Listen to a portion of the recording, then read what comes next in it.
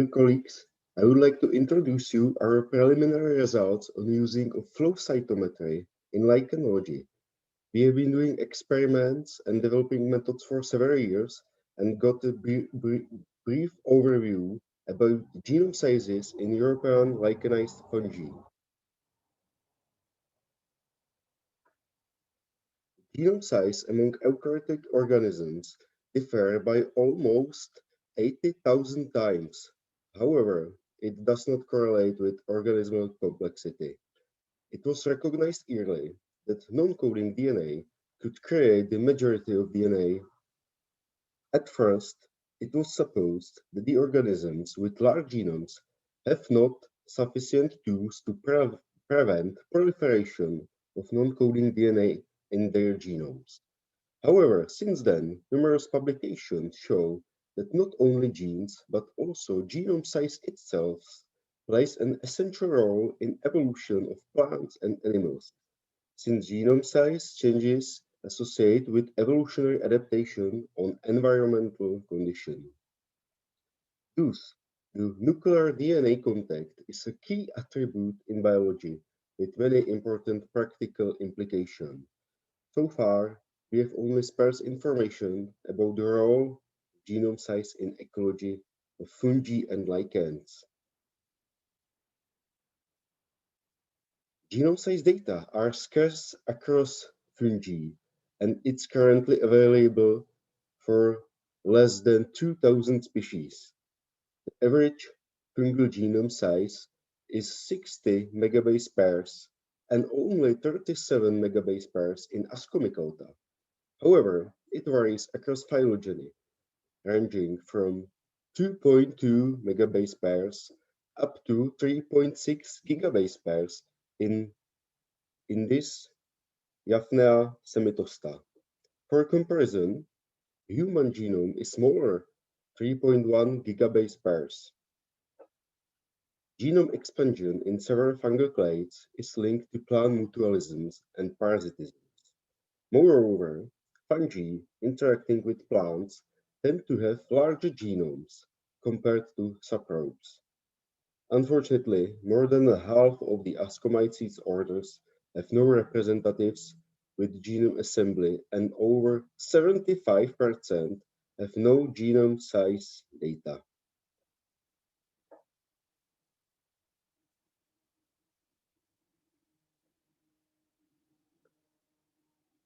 In lichens, microbiomes and photobiomes genome sizes are greatly unknown, with only tens of values.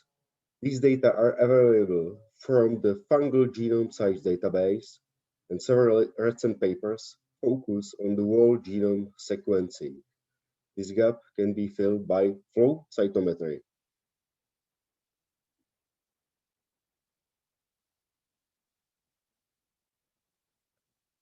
Flow cytometry, FCM, is a widespread method for determining genome size due to its high accuracy and speed of measurements. FCM is an analysis of scattered light, which is generated as the isolated particle entries to laser beam. Isolated nuclei from an organism are labeled by fluorescence dye specific to DNA. Intensity of fluorescence light emitted after excitation by laser is proportional to genome size.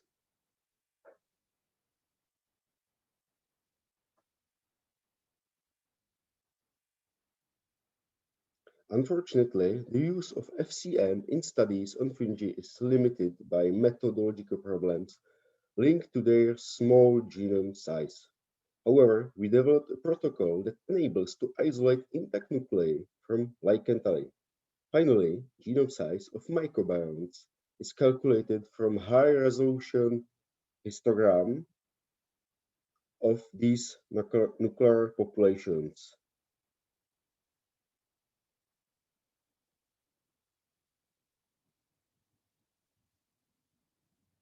Flow cytometry has many limitations in lichenology. For example, There are problems with the suitable standard and more partners present in the lichen symbiosis. However, photobionts, or at least carboxylate algae, are not detected, probably due to large autofluorescence of their chloroplast and hidden fluorescence of the nucleus. Cyanobacterial partners are too small to be detected by our method. Still, more detected populations of unknown origin are not rare in analyses, as well as no displayed population. Generally, FCM analyses require fresh samples, as the quality of measurements decreases rapidly during the time. The question was whether the drying out of lichens does not affect the quality of measurements.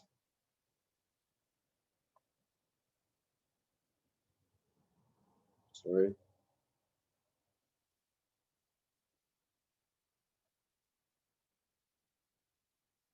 We measured genome sizes on a gradient from freshly collected to long-term preserved herbarium vouchers of several lichen species. From obtained data, it's evident that genome size estimations and quality of measurements remain stable for several years.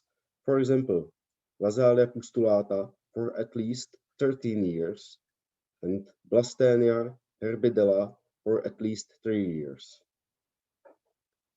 Then the genome size estimations begin to decrease, probably due to genome degradation.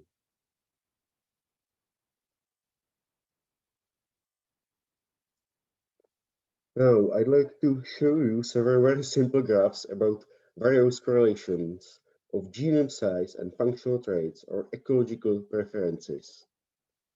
From this picture, for example, it's obvious that the thallus type is not or only very marginally influenced by the genome size of microbiome.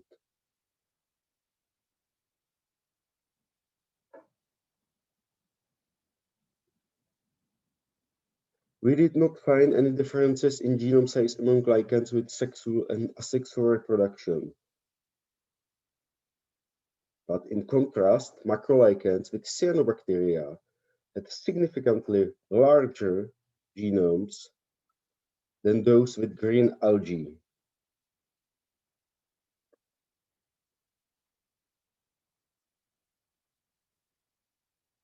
The positive correlation between the spore volume and, and genome size is most distinct trend among functional traits tested.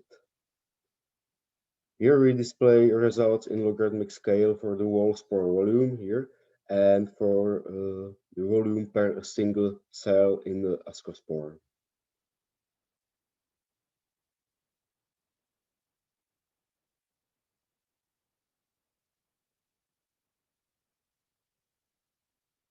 Yeah, we did not recognize significant differences among substrate preferences. However, we revealed distinctly large genome sizes in Kstrategists comparing to typical rstrategist. It means various pioneer rapidly spreading species with large number of small diaspores.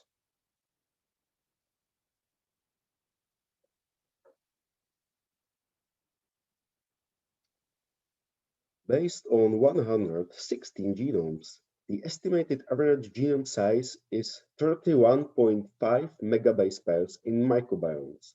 However, this size largely varies among individual phylogenetic clades or even functional groups. For example, cyanobacterial macrolichens, and especially Peltigra species, or the family Parmeliaceae, are characterized by larger genome sizes. In contrast, calcioid lichens, those with stalked apothecia, have distinctly smaller genomes.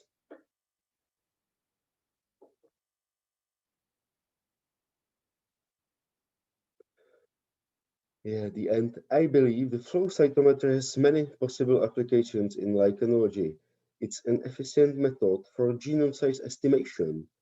and this could be useful in various taxonomic studies.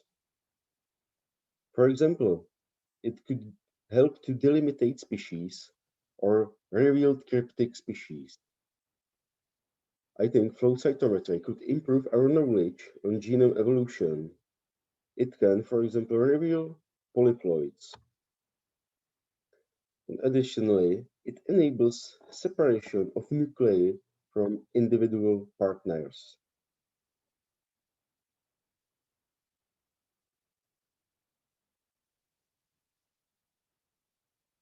Thank you very much for your attention, and your questions are very welcome.